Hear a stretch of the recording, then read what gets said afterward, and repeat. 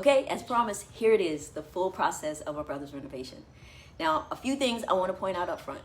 One, I did not kill everything off with a non-selective herbicide like glyphosate because I wanted to show you all how things pan out without using it. Next, I want to give a huge shout out to the Andersons for providing all of the products used on this renovation. The only product outside of the Andersons that I used was Triad Select in order to address some weeds in late May. Unfortunately, Andersons doesn't provide a liquid herbicide, and I wanted something that would act faster than a granular.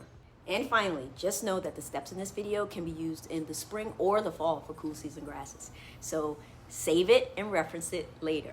All right, let's really get into the video now. All right, the renovation project is about to get going. I'm at my brother's house. My big little brother right there, he and I are gonna get this lawn prepped so that we can go ahead and seed and get things going, have it looking beautiful by the spring. Products for this renovation will be provided by the Andersons, even this soil testing kit. From the looks of these plugs, looks like we're working with some pretty good soil. We considered using the cultivator and the dethatcher to get the junk out of the yard, but the cultivator wasn't really working out that well. We mowed as low as possible to make the job as easy on the dethatcher as possible. The goal here is to get as much of the junk up as possible and minimize the use of harsh chemicals. We worked to clear small sections at a time and rotated out the Sun-Joe batteries. As you can see here, the Sun-Joe is doing a really good job of getting a lot of that junk out of the way.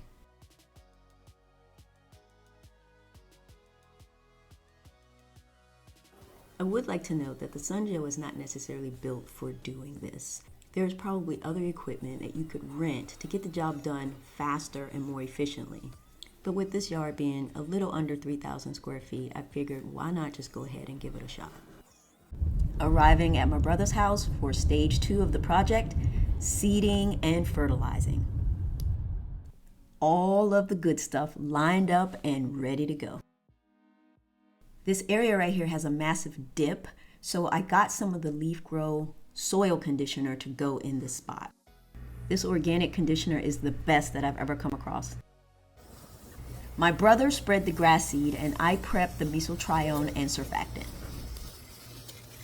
He worked the edges of the lawn first before completing the seeding in the middle of the yard.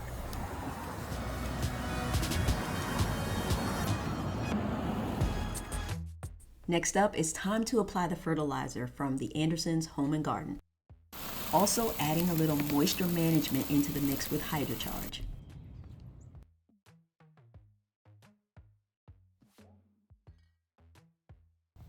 Finally, since the canvas was pretty exposed, we decided to cover it with peat moss.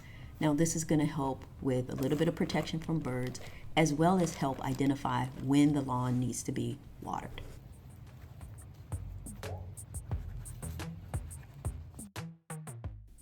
Pretty good germination 3 weeks in. But some areas were struggling, so I needed to do a little bit of extra work to get those going.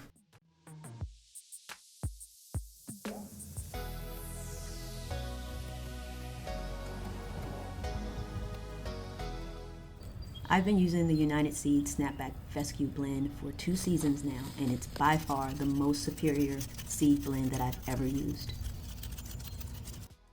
And the extra work paid off. We do still have some weeds that we are battling. We can take care of that. At this point, I decided I wanted to punch that color in a little bit.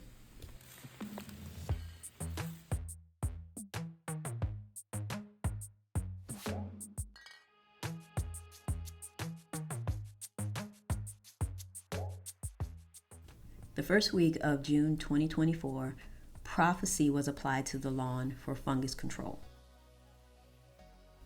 And that same day, we also applied Duicide as a grub preventative. This was a fun renovation with a few hiccups here and there, but I learned a lot. The next challenge for this lawn is to make it through the summer. The biggest takeaway for me is that using a non-selective herbicide to kill everything off in the beginning would save you a ton of work on the back end. Now it's time to hand everything over to my brother and let his journey begin.